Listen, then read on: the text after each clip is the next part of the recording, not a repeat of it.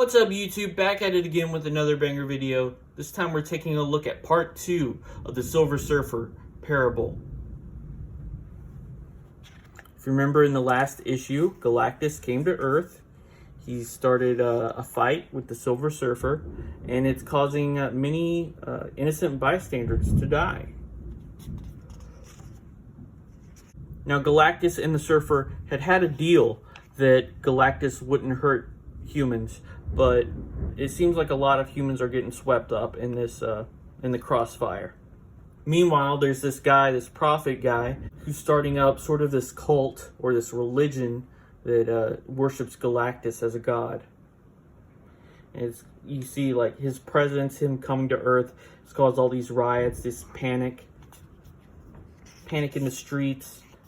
There's families at home who's worried about what's going to happen. There's this guy, I think he's the mayor, and he shows up and he's wanting to talk to this prophet guy.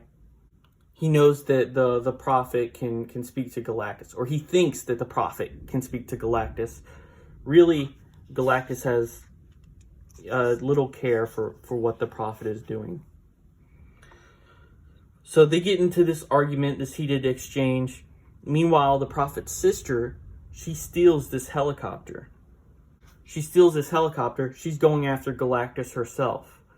And this guard on the rooftop, he's able to shoot her while she's taking off in this helicopter. And it's an impressive shot. I mean, you see she's taking off in the helicopter and he's able to shoot her in the chest from below as she's flying away.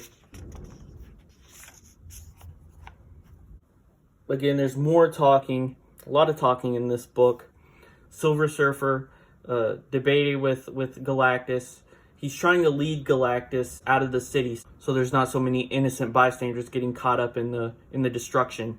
But Galactus has this tractor beam that keeps Silver Surfer from leaving too far. We see that woman in the helicopter. She tries to kamikaze Galactus here.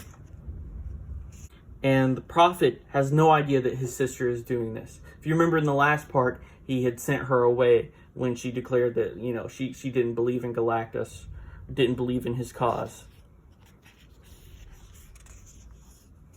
So he has no idea that this is going on. He finds out here that has stolen this helicopter and that she's gone after Galactus. He's witnessing on this computer monitor her fly into Galactus, and Silver Surfer tries to save her, but Galactus, he hits him with this laser beam, and he's not able to save her in time, and she dies. And that kind of snaps the prophet out of it. He comes out of his, completely changes, does a 180, and now he's against Galactus. He hates Galactus now. And also, the way he's drawn here with the light blonde hair and the orange skin, it reminds me of someone. Speaking of presidents, we see the White House. There's a response now. The president is sending out fighter pilots to take out Galactus. And now Silver Surfer's mad. He's going after him. Ooh, you made him mad now. Now he's coming after you.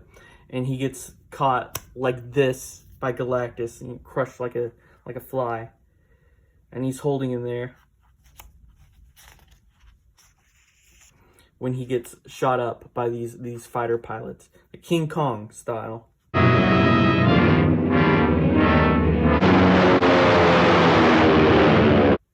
So he realizes that humanity has turned its back on him, and his plan is over. Like he came there and he expected them to worship him as a god, and that his arrival would wreak destruction. Now that they've turned against him, he realizes his plan is over. He has no choice but to leave. So he lets Silver Surfer go. There's no point in killing him. And he goes back into his phallic little ship and flies back off into space.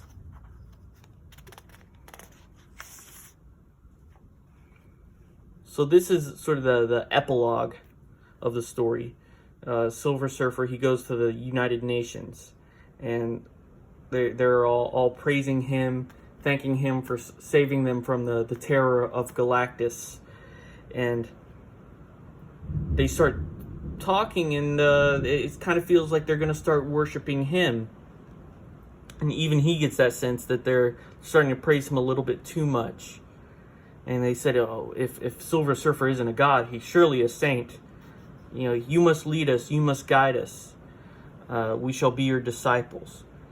So he starts making all these outlandish demands, and he knows that they won't go for it.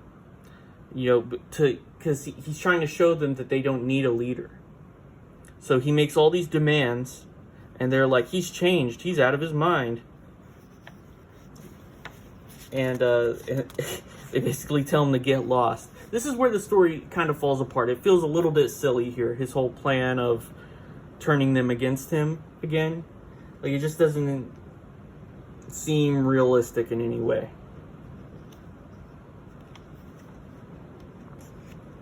So he flies away. This prophet guy, he realizes that he can kind of see through Silver Surfer, you know, making all these demands, intentionally making the people turn against him. You could have been a god. You threw it all away. And the tragedy is, we don't deserve it. So Silver Surfer, he goes back to living in anonymity. And that's how the story ends. So it's pretty basic plot. Like, there's not a whole lot that happens in these two issues. As I said before, you mostly come for the art. And, you know, the story, they're just making up something that they can show off Moebius's cool art. Like I said before, this book came out in 1988, which would have been around the time of the Jim and Tammy Faye Baker scandal. So the idea of televangelists being corrupt and using their platform for their own advances, you know, would have been in the public mind at about this time. And it feels like that's definitely what they were drawing upon with these two characters. In this case, it's a brother and sister, but definitely the dynamic is the same there. So I hope you enjoyed this. Don't forget to press like, smash that subscribe button. I'll see you in the next one. Thanks for watching.